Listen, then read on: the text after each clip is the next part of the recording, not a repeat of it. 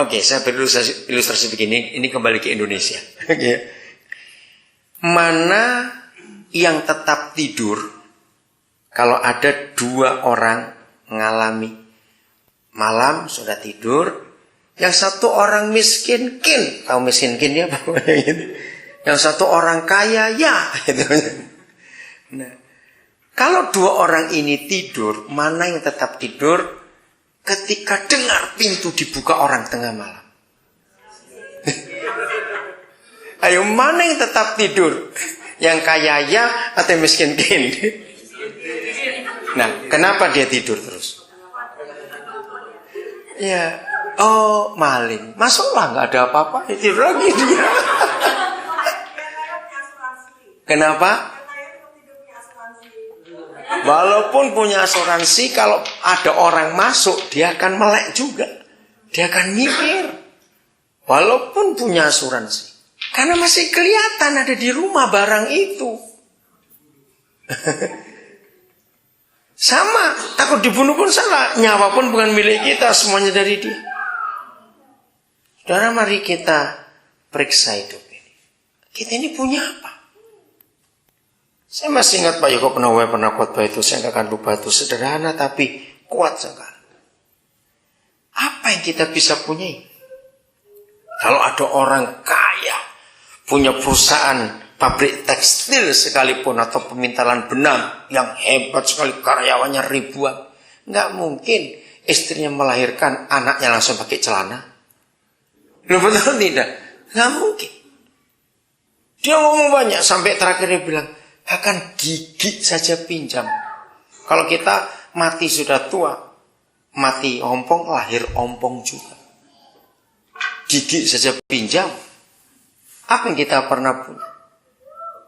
Maka itu saudara, kalau kita tahu bahwa semuanya milik Tuhan, rumah, mobil, anak, kekayaan apa saja, aku dipercayai. Kita gak usah khawatir, gak usah rasa berat untuk hidup ini. Kita bisa jadi pintar, kita bisa jadi segala macam. Semua itu karena Dia, bukan karena kita. Jadi gak ada beban hidup itu. Gak ada beban. Nah, itulah Daud. Maka itu ketika dia jadi raja, dia bisa berkata, siapa aku? Kalau aku ingat masa lalu. Oke, ayat 19. Ini yang penting. Dan hal ini masih apa?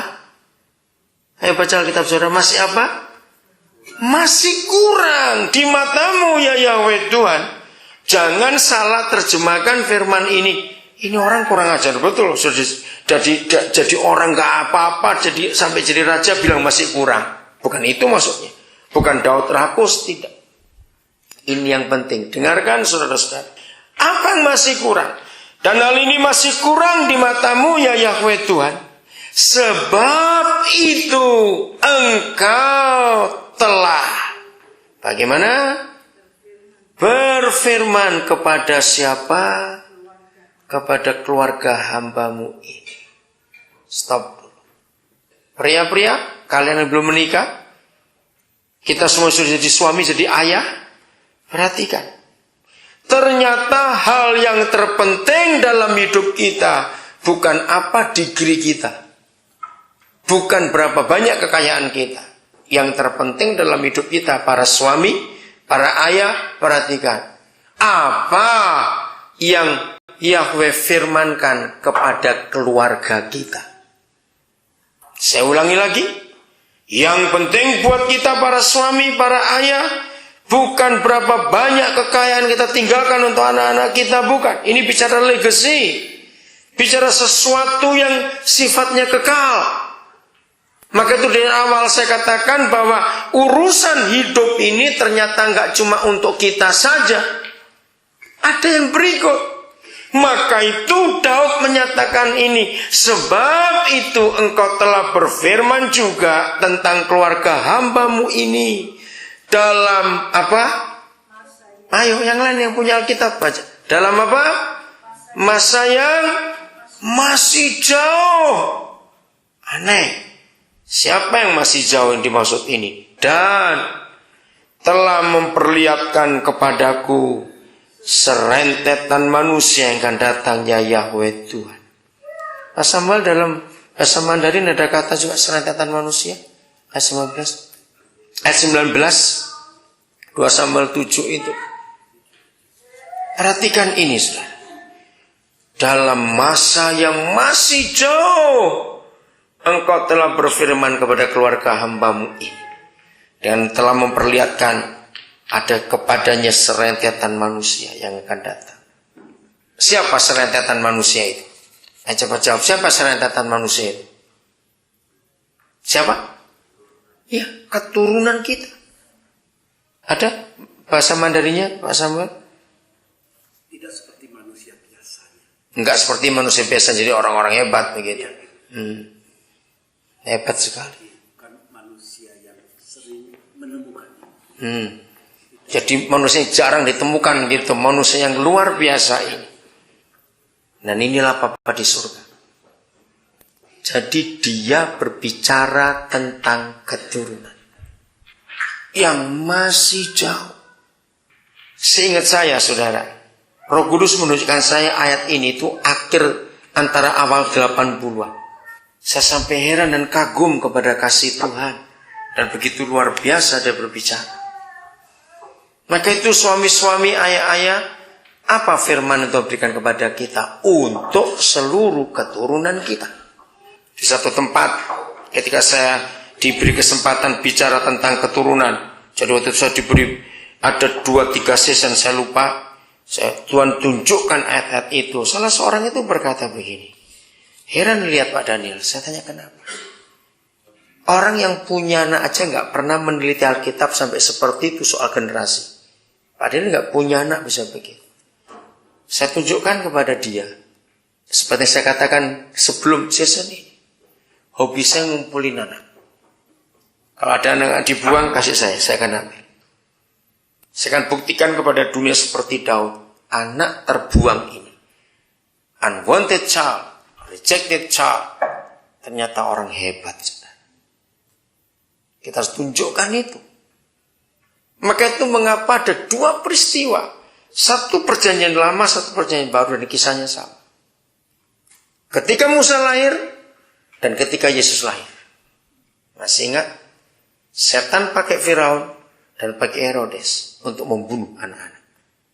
Harusnya kita sadar. Kenapa peristiwa itu ditulis di Alkitab? Dan kenapa sekarang aborsi luar biasa? Karena setan akan memutus rantai itu. Kenapa setan begitu banyak merusakkan orang tua? Berapa Pak Freddy? 60 berapa persen tadi siang waktu itu? Di negara barat, sudah negara barat ya, itu 67% adalah single mother. Gak main-main. Nah kalau sampai 67% di negara barat itu anak-anak lahir karena mama saja, entah papanya hilang kemana. Jadi apa bangsa-bangsa ini? Ngeri. Maka itu gereja harus sadar. Bersyukur kepada Tuhan. Walaupun belum semuanya, tapi cukup banyak. Tuhan bisa berfirman kepada saya tentang beberapa anak-anak itu. Akan bagaimana. Saya kagum.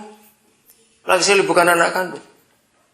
Apalagi saudara yang punya anak kandung. Maaf kalau saya berkata kalimat yang jelek ini. Sangat terlalu. Kalau sampai saudara budak nggak bisa dengar suara Tuhan tentang anak-anak kandung saudara. Ngerti kata-kata ini? Terlalu sekali saudara. Lalu saudara, pokoknya duit. Jadi bagi Pak Freddy mau mengajarkan ini. Anak itu nggak cuma butuh uang, nggak cuma butuh mainan, nggak cuma butuh materi. Pak Freddy tadi saya memberikan berapa contoh, berapa kisah tentang keluarga-keluarga yang hancur itu. Saya ngeri waktu dengar yang sudah mati berapa hari itu orang Indonesia. Sampai ada begitu.